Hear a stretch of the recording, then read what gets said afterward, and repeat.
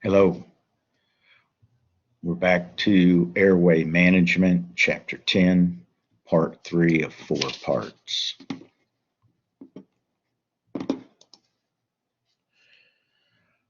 Most common obstruction of the airway is the tongue. When patients go unconscious, the muscles relax and the tongue falls back against the throat. Sometimes, even with proper technique of head tilt, chin lift, or jaw thrust, it doesn't effectively prevent the tongue from falling back and obstructing the airway. Airway adjuncts are devices that assist in maintaining an open airway by helping keep the tongue from obstructing the airway and may be used in the unconscious or unresponsive patients. There's two types of adjuncts, airway adjuncts, that we will use. The OPA, oral pharyngeal airway, which is inserted through the mouth, oral, and the NPA, the nasopharyngeal airway, also called a nasal trumpet. It's inserted through the nose. So we have some rules for airway adjuncts. First, we're going to open the airway manually. We want to make sure there's no gag reflex for the oral airway and no possible skull fractures for the nasal airway. Don't force the tongue into the pharynx, and you're going to remove the adjunct if the patient gags or regains consciousness. So we're going to use an OPA on all unconscious patients who do not exhibit a gag reflex.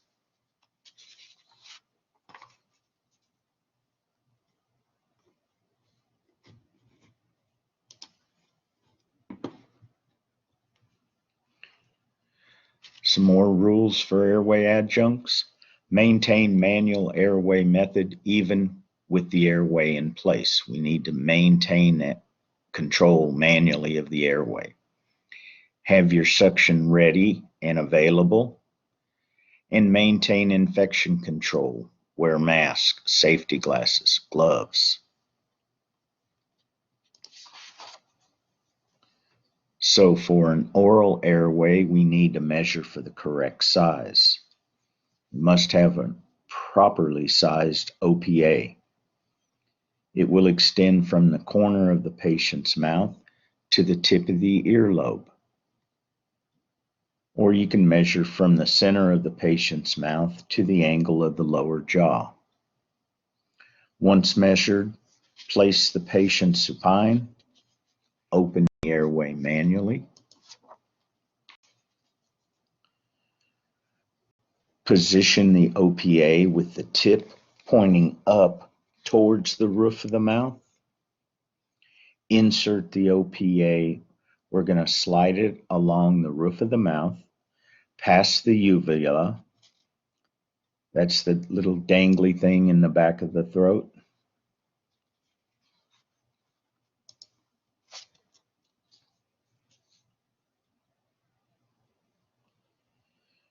You're going to insert the airway along the hard palate until you reach the soft palate, then rotate 180 degrees.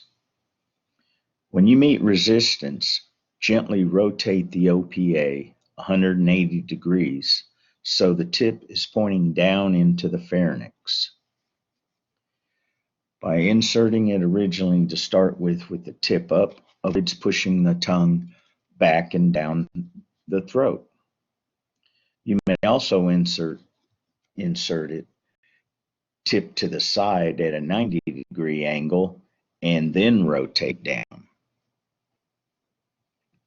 With infant and children, the tip is inserted tip down to reduce the likelihood of injury to the soft palate of the infant and child.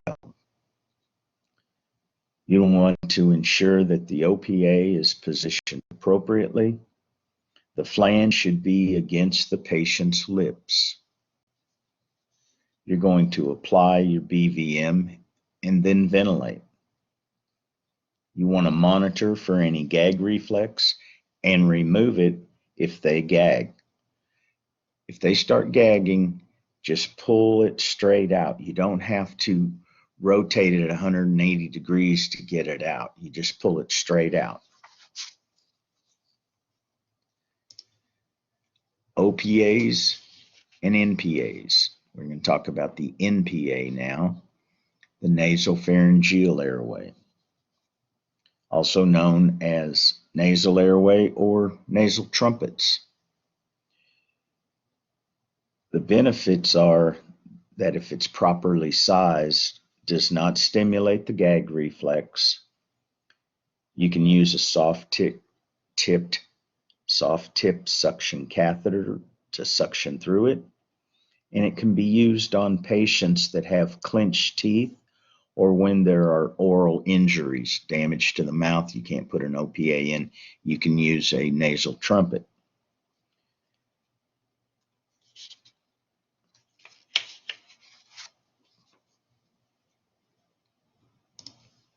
You want to choose the correct size. You're going to measure the NPA, nasopharyngeal airway, from the patient's nostril to their earlobe or to the angle of the jaw. When you choose the correct length, you'll get the correct diameter. Too big or too long will stimulate the gag reflex. Before insertion, you're going to lubricate the tube with a water-based lube before inserting. Don't use silicone, don't use petroleum jelly or any other non-water-based lubricant. These items, the petroleum jelly, the silicone, and not a water-based lubricant, they can damage the nasal cavity and increase infection, the chance of infection. And these water-soluble lubes for the nasal trumpets are carried on the ambulances. So it's not something you're going to have to go out and get. You'll have them right there with you.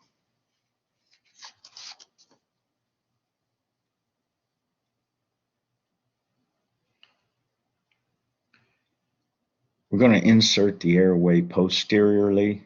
If it does not advance, try the other nostril. Normally, when you insert a NPA, nasopharyngeal airway, you're going to insert it in the right nostril. The right nostril has a tendency to be just a millimeter or two bigger than the left nostril, and its insertion is a lot easier on the right side. So you're going to push the tip of the nose upward, head in neutral alignment. Again, most of them are going to go into the right nair. Most important, though, is to make sure that the bevel is towards the septum. Advance it until the flange, the trumpet, sits against the nostril, but you're not going to force it in. That's why we use that lubricating, water-based lubricating gel. It allows for easier insertion. After proper insertion and ventilation's resumed, you should get equal rise and fall of the chest, good airflow from the mouth and nose, and clear and equal breath sounds on auscultation when you listen to them through your stethoscope. And back to the bevel, you see the bevel picture. It's got an angle to it. You want that angle to go along the nose to the septum of the nose. You don't want that to allow it to guide in smoother. So keep the bevel towards the septum.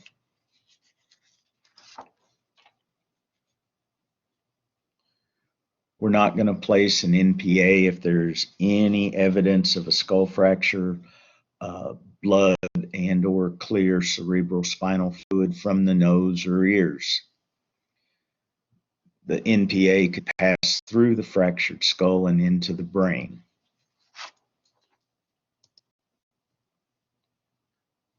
I'm going to talk about some techniques of suctioning.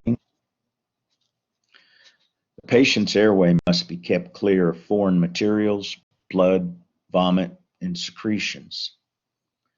Suctioning is the method of using a vacuum device to remove the materials from the airway.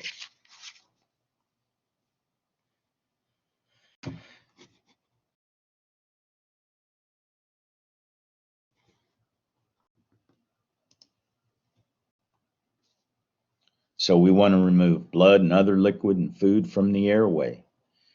If you hear gurgling, suction. Here we have some different types of suction units, a wall-mounted one that's in the ambulance. We have a battery-powered one that is mobile. Almost all ambulances nowadays carry a portable battery-packed suction unit. We have oxygen-powered ones, and then we have manual suctions. Some entities will carry both a manual suction as well as the battery-powered suction unit.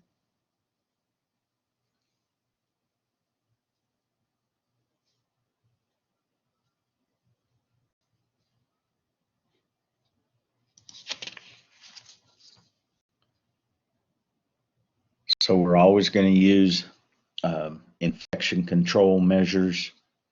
We're not going to suction for more than 15 seconds at a time in the adult and 5 seconds at a time, no more than 5 seconds in infant and children.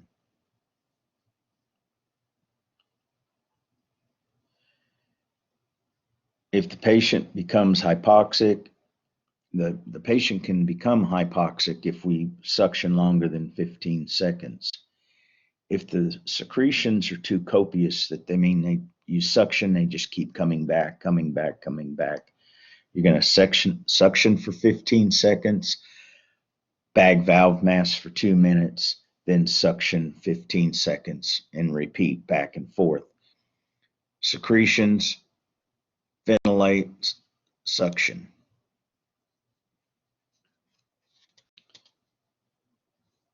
We're going to place the suction tip where you want it and suction only on the way out. Don't suction on the way in. Only suction on the way out.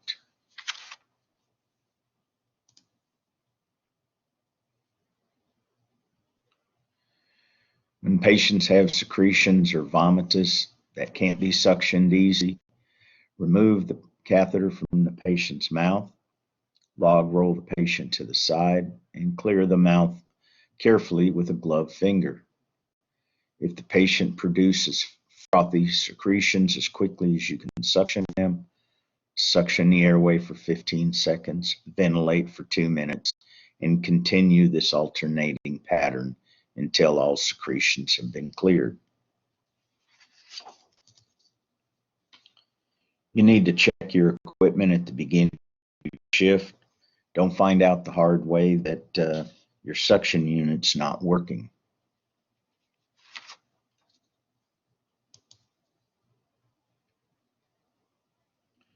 When you insert the rigid tip, don't lose sight of it. Never jab or force the tip into the mouth or hypopharynx.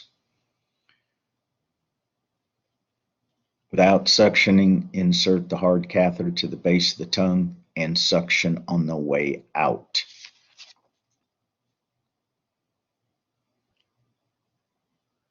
If you're using a soft tip suction catheter, the length should be measured the same as for an OPA.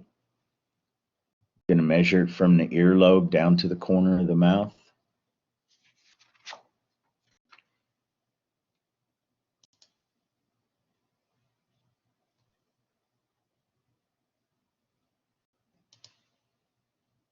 And once the tip of the catheter is in the right place, apply suction, move the tip, and remove fluid in the airway. This is the end of part 3 of 4.